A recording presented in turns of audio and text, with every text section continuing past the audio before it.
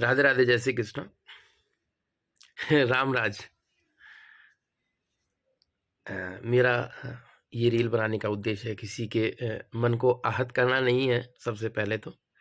और दूसरी बात, अगर कोई आहत होता है तो वो उसके कर्म है, मेरे कर्म नहीं।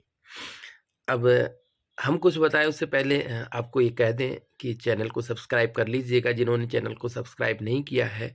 कुछ अच्छा पाने के लिए, कुछ अच्छी सोच पैदा करने के लिए, मन और मस्तिष्क में और आत्मा में भी। तो अब बताते हैं आपको रामराज्य। रामराज्य क्या है? मेरी सोच के हिसाब से रामराज्य एक ऐसा राज्य है जिसमें अराजकता का कोई स्थान नहीं है। लेकिन क्या अभी ऐसा हो रहा है? पूरे देश में देखा जाए तो हर जगह अराजकता व्याप्त है। और दूसरी बात, हमारे देश में एक धर्म गुरु जिनको कहा जाता है, वो मठों के मठाधीश होते हैं। और अभी जो हमारे धर्म गुरु हैं, मठों के मठाधीश हैं, शंकराचार्य, जो चारों दिशाओं में है, उनकी सोच के हिसाब से अगर देखा जाए तो जो भी अभी प्राण प्रतिष्ठा है राम मंदिर की, वो उनकी सोच के हिसाब से नहीं हो रही। और धर्मगुरु आज के कलयुग में नए नए बन रहे हैं। ऐसा क्यों? लोगों में एजुकेशन है, लेकिन जो उनकी बुद्धि है, सोच है, उसमें शायद मेरे हिसाब से गोबर भरा हुआ है। जो मठों के मठाधीशों की बातों को नकार कर किसी शासन करने वाले की बातों पे ज़्यादा यकीन कर रहे हैं, ट्रस्ट कर रहे हैं। इसका मतलब क्या है? आज सत्ता किसी के हाथ में है, मान लीजिए, या है जो भी, कल सत्ता किसी और के हाथ में होगी।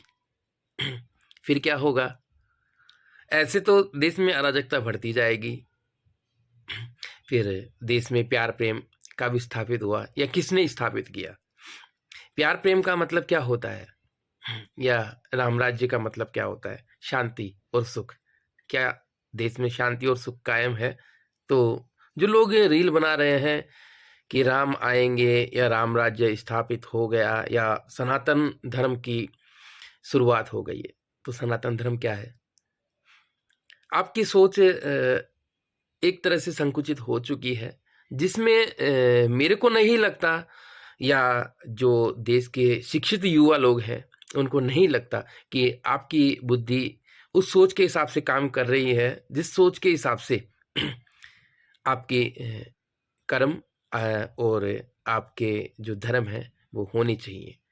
तो हम ज़्यादा बात को बढ़ाते हुए या ना बढ़ाते हुए इतना ही कहेंगे कि आपके अंदर बुद्धि का विकास नहीं है, तो सबसे पहले बुद्धि का विकास करिए। उसके बाद में आप सोचिए कि आपको करना क्या है।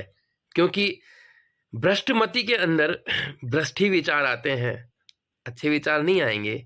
और भ्रष्ट विचार आपको कहाँ से कहाँ ले जाएंगे वो आपको भी पता नहीं है।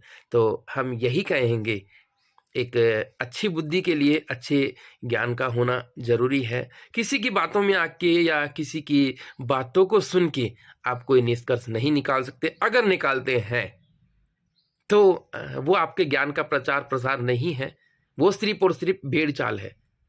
तो हम यही कहेंगे, अच्छा ज्ञान वही है जो आप खुद महसूस करें, ना कि किसी के से सुन के या किसी को देख के आप उसका आचरण करें, वो गलत है।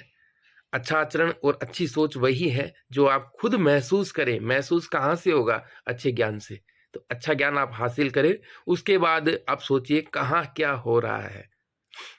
और दूसरी बात है, देश में शासन है, आज किसका शासन है, कल किसका शासन होगा, चलता रहेगा। ये प्रकृति का नियम है और ये क्रम चलता रहेगा। लेकिन इंसान में अगर मनमुटाव होता है, बदलाव होता है, अराजकता बढ़ती है, तो उसका एक ही परिणाम होगा। वो सबको पता है, बताने की ज़रूरत नहीं है। तो हम यही कहेंगे कि जो भी हो देश में, जो भी शासन चल रहा हो, उसमें हवा या हलवा पकाने या मचाने की ज़रूरत नहीं है। और देश को शांति बनाए रखने के लिए देश की जनता के हिसाब से काम हो।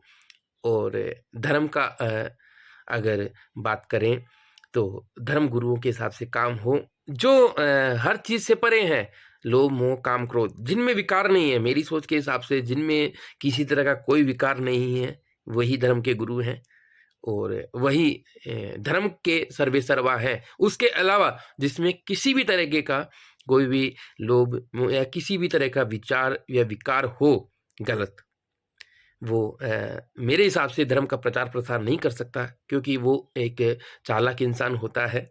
और चालाक इंसान कैसा होता है, कब क्या कर सकता है, सबको पता है, बताने की ज़रूरत नहीं है। मेरा विचार या मेरा मत किसी स्पेशल विशेष के लिए नहीं है।